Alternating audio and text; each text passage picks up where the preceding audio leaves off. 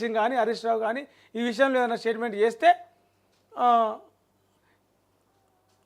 ఒక క్లారిటీ వస్తుంది. అది ఎట్లా ఉంటే ఇక కొత్తగా పార్టీ పగ్గాలు బీజేపీ రాష్ట్ర అధ్యక్షుని పగ్గాలు అందుకొని కొత్తగా ఇంకా నెల కూడా కాలే, వారమే అయింది ఆయన ప్రమాణ స్వీకారం చేసి పార్టీ అధ్యక్షునిగా.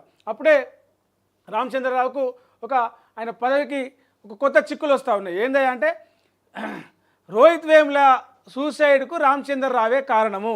అప్పట్లో అధికారుల మీద, ప్రొఫెసర్ల మీద, యూనివర్సిటీ అధికారుల మీద ఒత్తిడి తెచ్చి రోహిత్ను తీవ్రంగా వేధించడానికి కారణమైంది కాబట్టి ఆయన ఆత్మహత్యకు రామచంద్రరావే కారణము. రోహిత్ వేముల చట్టాన్ని తీసుకొచ్చి రోహిత్ వేముల ఆత్మహత్య కారణం వెనకాల ఉన్నటువంటి అందరినీ రోహిత్ వేముల చట్టం కింద శిక్షిస్తామని చెప్పేసి డిప్యూటీ సీఎం బట్టి విక్రమార్క నిన్న ఢిల్లీలో మాట్లాడుతూ అన్నారు. ఒకసారి ఆ డీటెయిల్స్ చూద్దాం. Hyderabad central university PhD scholar Rohit Vemula ఆత్మహత్యకు కారణమైన రామచంద్రరావును తెలంగాణ బీజేపీ అధ్యక్షుడిగా ఎలా నియమిస్తారని ప్రశ్నించారు. ఆయనకు పార్టీ అధ్యక్ష పదవి ఇవ్వడంపై బీజేపీ అధిష్టానం పునరాలోచన చేయాలన్నారు బట్టి. రోహిత్ వేముల మరణానికి బాధ్యులైన వారిపై చర్యలు తీసుకోకుండా పదవులు ఇస్తున్న బీజేపీ దేశ ప్రజలకు క్షమాపణ చెప్పాలని కూడా ఆయన డిమాండ్ చేసిండు. రోహిత్ వేముల ఆత్మహత్య ఘటనపై తెలంగాణ ప్రభుత్వం విచారణ జరుపుతుందన్నారు. త్వరలోనే తెలంగాణలో రోహిత్ వేముల చట్టాన్ని తీసుకువస్తామని న్యాయశాఖ దీనిపై పనిచేస్తుందని చెప్పారు. రోహిత్ ఆత్మహత్యకు కారణమైన బండారు దత్తాత్రేయకు గవర్నర్ పదవి ఇస్తారు. బీజేపీ నాయకుడు సుశీల్ కుమార్కు ఢిల్లీ యూనివర్సిటీలో అసిస్టెంట్ ప్రొఫెసర్ పదవి ఇస్తారు. రోహిత్ వేముల వేధింపులకు కారణమైన రామచంద్రరావుకు తెలంగాణ బీజేపీ అధ్యక్ష పదవి ఇస్తారు. 2016లో యూనివర్సిటీ యాజమాన్యం రోహిత్ వేములపై చర్యలు తీసుకునేలా యూనివర్సిటీ వద్ద రామచంద్రరావు ఆందోళన చేశారని చెప్పి గుర్తు చేశారు. ప్రస్తుతం దళితులు భయపడేలా బీజేపీ వ్యవహరిస్తుందన్నారు. దళితులు ఆదివాసీలకు దేశంలో గౌరవం లేకుండా బీజేపీ ప్రవర్తిస్తోంది.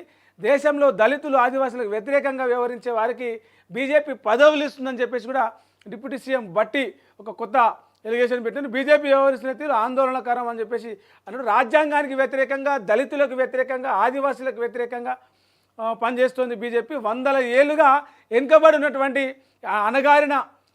వెనుకబడిన అణిచివేతకు గురైన వర్గాలను మరింత అణిచివేస్తూ ఉంది.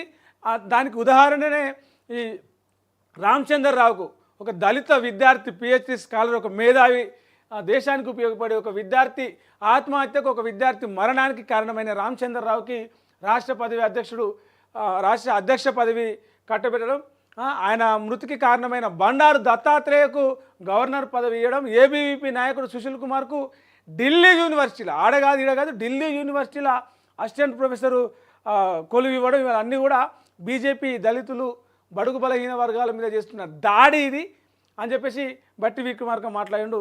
మరి రామచంద్రరావు దీని మీద ఎలాంటి కౌంటర్ ఇస్తారో, ఏం స్పందిస్తారో చూడాలి. మరి ఈ రోహిత్ వేముల చట్టాన్ని తీసుకొచ్చి ఆ కేసును మళ్ళీ తిరగదోడి దానికి నిందితులు ఎవరు, బాధితులు ఎవరు కారణం అని చెప్పేసి ఒకవేళ చేస్తే అందులో రామచంద్రరావు పేరు కనుక విచారణలో బయటపడితే ప్రభుత్వం చర్యలు తీసుకుంటుందా, బీజేపీ అంటే కొంత మైలేజ్ను పోగొట్టుకుని ఉండేందుకు రామచంద్రరావును పదవి బాధ్యతల నుంచి తప్పిస్తుందా డిప్యూటీ సీఎం బట్టి పెట్టిన డిమాండ్ మేరకు అనేది చూడాలి.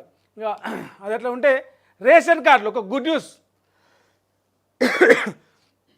తెలంగాణ ప్రజలకు గుడ్ న్యూస్.